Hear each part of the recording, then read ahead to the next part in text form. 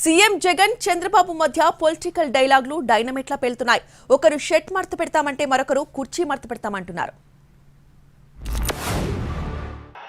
ఇక స్లీవ్స్ మడచాల్సిన సమయం వచ్చింది.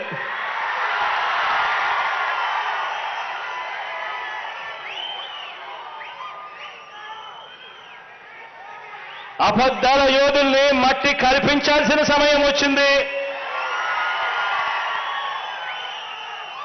మీ మీదకు పదును పెట్టి మంచి చేస్తున్న ప్రభుత్వానికి అండగా నిలబడాల్సిన సమయం వచ్చింది.